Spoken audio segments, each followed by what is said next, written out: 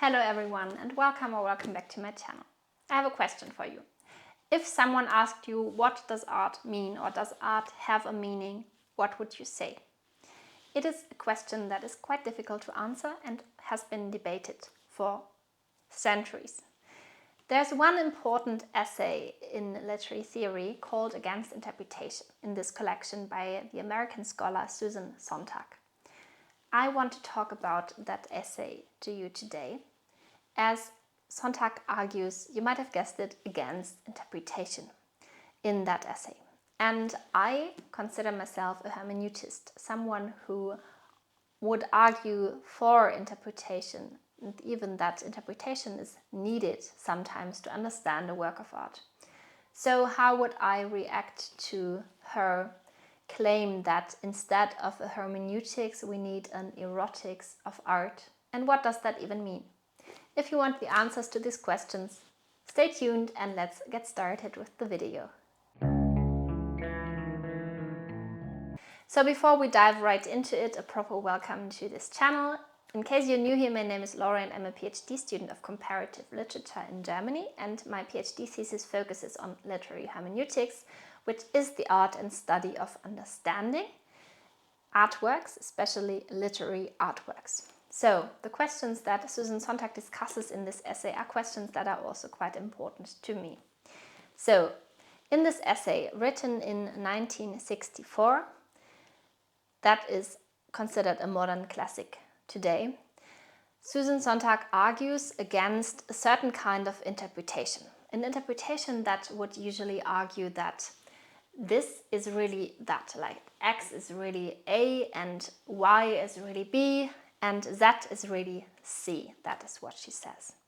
So the task of the interpretation or the interpreter, as she describes it here, would be to translate the text to find its real or hidden meaning, to find like a subtext that is beneath the text that you're reading, which is the real text, the one you want to discover, to reveal. But does that even make sense? And is that what hermeneutics would actually intend? Actually, I don't think so. And I think, although she calls the essay against interpretation, and you could also understand it as against hermeneutics, because she ends this essay with this quote, "Instead of a hermeneutics, we need an erotics of art," you could think that she is like an anti-hermeneutist. But I think actually she is not. And I will give you some arguments why in a second. So this essay was structured in 10 short paragraphs, some are longer, some are shorter. The 10th is only the quote that I just recently read to you about the erotics of art. And she describes first how art emerged and developed, and that first it had a kind of magical or incantatory aim, that it was like ritualistic also, and then through Plato and Aristotle the idea of art as mimesis, as imitation and representation of reality or of something like life, was starting to become more and more influential, and especially in the Western tradition, this art as mimesis idea is very, very influential up until the 20th century. So this also includes the idea that art does mean something. Art has a certain kind of content, it wants to say something, to express something, to comment on something, because it is this imitation of reality and the representation, and therefore it always engages with the things that it's talking about. But Susan Sontag says that this overemphasis on content is exactly the problem that she wants to tackle. So only asking what the work says, instead of asking how it is, what it says, and in which ways it says what it says, these are the questions that she is more interested in. So I do get her understanding that the overemphasis of content can be a problem, especially if you don't really take into consideration the form of the work, like asking about what kind of genre it is, what is the language and why does it use the language that it uses, what other formal qualities does it have, why is it presented in the way that it is presented in, and not only what does it say, what is the content. I do completely get why she says this is important. So, seeing interpretation as the task of translation in itself, I think, is not really a problem, also not from a hermeneutic perspective. Even the etymology of the words hermeneuen in ancient Greek and interpretari in Latin both also have the meaning of translation in that word. So it can be meaning something like understanding, interpretation, translating, explaining. So there's a whole range of words that are within these words. So hermeneutics, the word that I use and also Susan Sontag uses, derives from that big field of words from hermeneuen. So there's like a container for many different ideas and also for different tasks that you could tackle as an interpreter, a literary scholar, literary critic, or also just as an everyday reader in your free time. So this overemphasis of the task of the interpreter as a translator in a way, this is precisely what Susan Sontag attacks. She says that only focusing on the content and what the work says, that does not do justice to the work at all.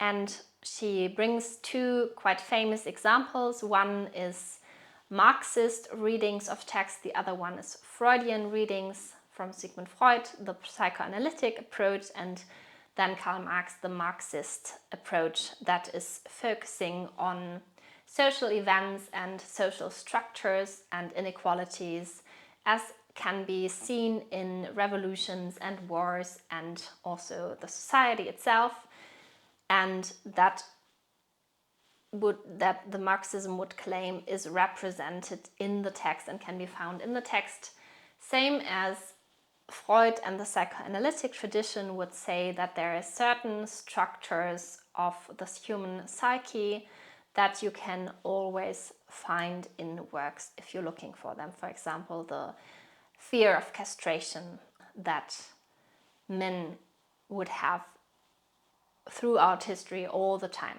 So you could find that in almost every literary text if you tried to apply the psychoanalytic lens. And what Susan Sontag critiques here is this over-exaggeration of content, of what the work says, but also the kind of abuse in a way. She says it's even an aggression. Interpretation in this regard would be an aggression and a violence act against the text, because what you do is not trying to understand the text, but trying to use the text as a kind of weapon even to like prove your own point or your perspective on the world, for example. Of course, it's a little bit more complex than that, and I'm only breaking it down to some important ideas, but this is basically what she says. What she also says is that in this way, if you only focus on the content of the work and only try to like prove your own points, or even to show that your interpretation is more important for the text and for understanding than the text itself, so the idea that the interpretation is or should aim to be so good that it can replace the text even, that is some kind of crazy idea, because usually you should never aim for replacing the text, but rather to enhance the understanding also for others and for yourself. And she says that in a way, interpretation is even the revenge of the intellect upon art. Because to interpret is, quote, to impoverish, to deplete the world in order to set up a shadow world of meanings. So meaning is what is important then. So it's not about the text itself, but it's rather the meaning, the hidden meaning, the subtext, finding what is really in the work. And it is not art for art's sake, but rather art for standing for something else, art to express X, Y, and Z, and to really mean X, Y, and Z, and so on. Then she says something quite interesting, that in a quote in paragraph 5, she says, by reducing the work of art to its content and then interpreting that, one tames the work of art. Interpretation makes art manageable and conformable.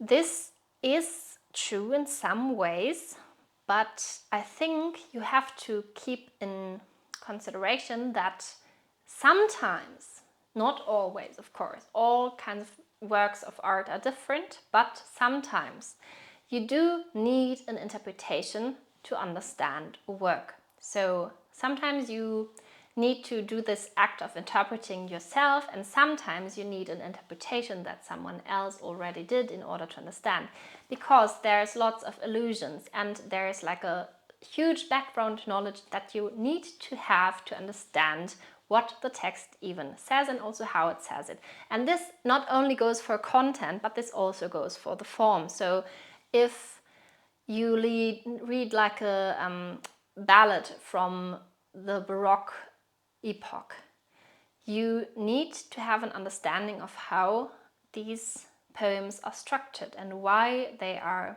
written the way they are written in order to understand the form and then also the content. So you cannot expect to just understand the text or just approach it, even if you're open-minded, and understand it without having any kind of context. And in this way, you need someone to translate it and to explain it to you.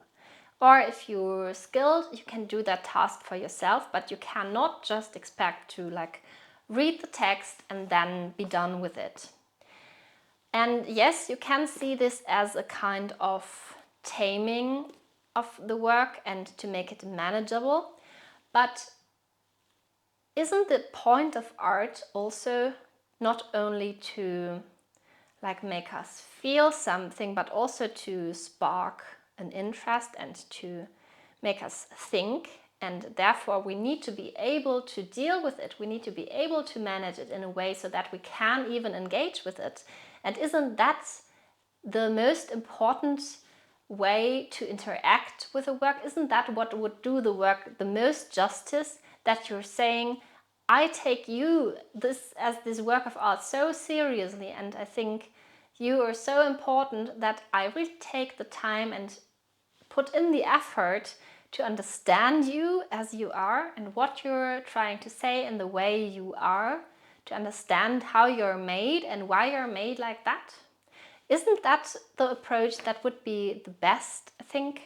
So Susan Sontag focuses most of the time on the content, as I said. She brings the example of Kafka and later on also Samuel Beckett, because I think that both authors and their works are oftentimes seen as in need of interpretation and very complex, and therefore you cannot just read them and expect to understand. But then usually, especially these works are over-interpreted in so many ways, and there's different kinds of schools. For example, for Kafka, there's people who see his work as a social allegory and as a critique of bureaucracy. Then there's people who only see the biographical side of things and say that every text is an expression of his conflict with his father.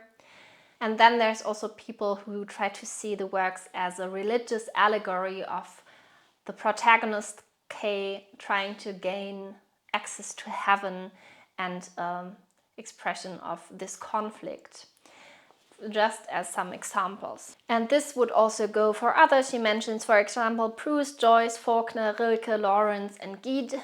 And all of these have been interpreted and over-interpreted so much that she says this was really a problem, because there is not really a focus on the text itself anymore, but only this kind of approach, that you want to find a certain kind of meaning. So the question that remains, if you say that interpretation, the way that it is done in literary theory and tradition, also by literary critics, is not desirable or not doing justice to the work, then the question is, what kind of interpretation do we even allow and what is desirable? What would criticism look like that would serve the work of art and not usurp its place, she says in paragraph 8. That is the very striking question, and I think that is the most important question that we need to answer. Over and over again, it's not something that we will ever answer once and for all, but it will always be something very important. So she says, first, what is needed is more attention to form in art, as you could have guessed, because this over-exaggeration of content is what we've seen before. She says we need a vocabulary that is descriptive and can describe forms in a proper way. And she also says that equally valuable would be acts of criticism which would supply a really accurate, sharp, loving description of the appearance of a work of art.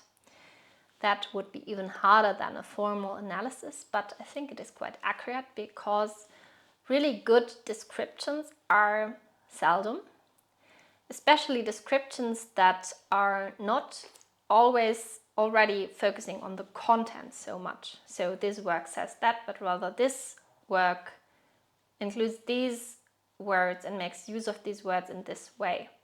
Something like that. And then her conclusion is really, really nice, I think, because it sums up this idea of what she wants critics and interpreters to do. She says in paragraph 9, our task is not to find the maximum amount of content in a work of art, much less to squeeze more content out of the work than is already there. Our task is to cut back content so that we can see the thing at all. The aim of all commentary on art now should be to make works of art, and by analogy our own experience, more rather than less real to us. The function of criticism should be to show how it is what it is, even that it is what it is, rather than to show what it means. I think that is pretty accurate, and I would also agree with that, especially showing what it is, how it is what it is.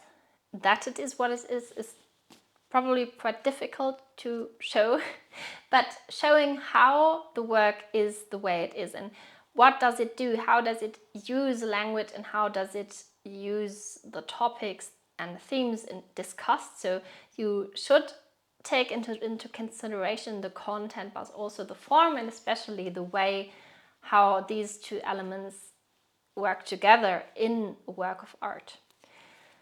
That is, especially for literary works, the most important thing. So I think all in all, this last quote, instead of a hermeneutics, we need an erotics of art, I think it is misleading, because the erotics would only awaken the idea of something sensual and only the experimental value of a work of art. And I think that is actually not what Susan Sontag wanted to say. I think it is not only about the feelings and emotions and experiences that we get from work of art, although they are important, and they might be more important in some forms of works of art than others. Like, for example, it might be more important in music and in lyrical poetry than it is in reading a novel, for example, or I don't know, looking at a modernist painting. But of course it can still play a role, but it might not be so important for understanding in some forms of art than in others. But I think what she wants to say is that really it's about interpretation that tries to do justice to the work, that tries to enhance our understanding of the work and not replace the work itself. And that is something that is really, really relevant today. And I think this development that she shows, especially with these examples of over-interpretation and these examples of Marxist and Freudian readings, I think this is a problem that still prevails today. Let me know what you think, how interpretation is done these days. If maybe you're also doing literary theory or like studying literature, is that something that bothers you, the way that works are interpreted and approached? Or do you think that's fine, the way that it is done? What do you think is important in the interpretation? What do you think meaning even means? Because that is something we have not really even touched upon properly, because it's such a big complex field, and I really wanted to try to like summarize the main points of Susan Sontag's essay here. But I think it is definitely a very, very interesting topic. And like the key takeaways would be that Susan Sontag argues that you should not only ask what the work says, but how it says, and also why it says what it says, in which ways, but not only focusing on the content, but rather also on the form. And that interpretation should be more than translation and not aiming at replacing the work, but rather showing how the work works, what makes the work work in a way.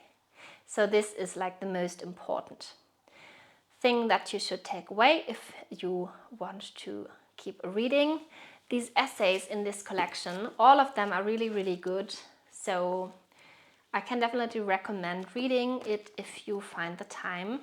They are also pretty short, which I love about literary essays, because all of us have a lot to do and a lot to read, and therefore there's not always so much time. I hope you enjoyed this video. Let me know if you want another video on any kind of literary theory, debate or essay.